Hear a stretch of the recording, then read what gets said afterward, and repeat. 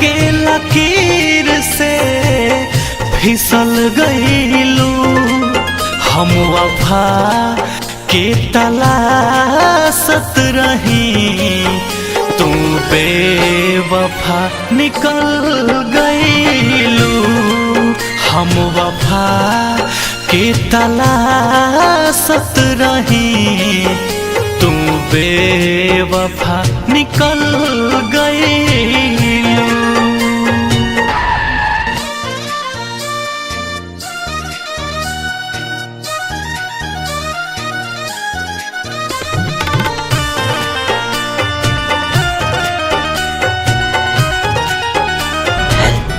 मेरा एक्सीडेंट हो गया है। मैं अभी नहीं आ सकती, तुम किसी और से हेल्प मांग लो प्लीज। पहिले तोहार कोइलर जस मीठे लागत रहे बोली हो, अब तो ये जनबतिये से तू मारे लगलू गोली हो।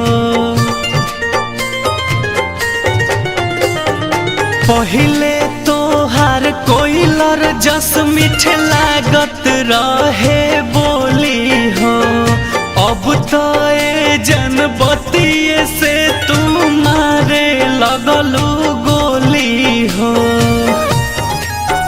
दिल चीर के कद खाई हो, बाटे प्यार कतना बताई हो।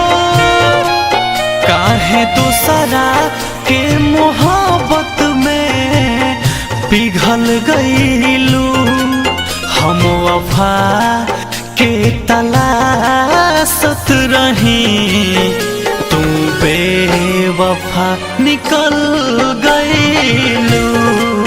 हम वफा के तलाशत रही, तू बेवफा निकल गईलू।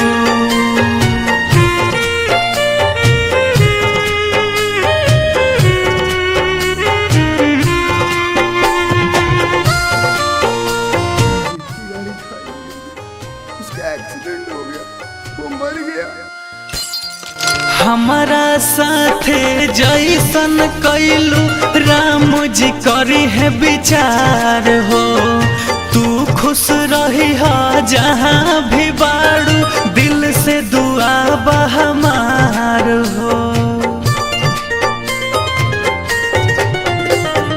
हमारा साथे जैसन कैलू राम जी करी है विचार हो। तू खुश रही हो जहाँ भी बाड़ू, दिल से दुआ बहमार हो। न जियलू न मुइलू, तू नितेश के होई गईलू।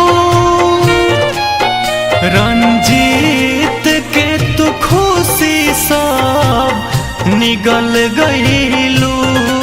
हम वफा के तलाशत रही, तू बेवफा निकल गईलू। हम वफा के तलाशत रही, तू बेवफा निकल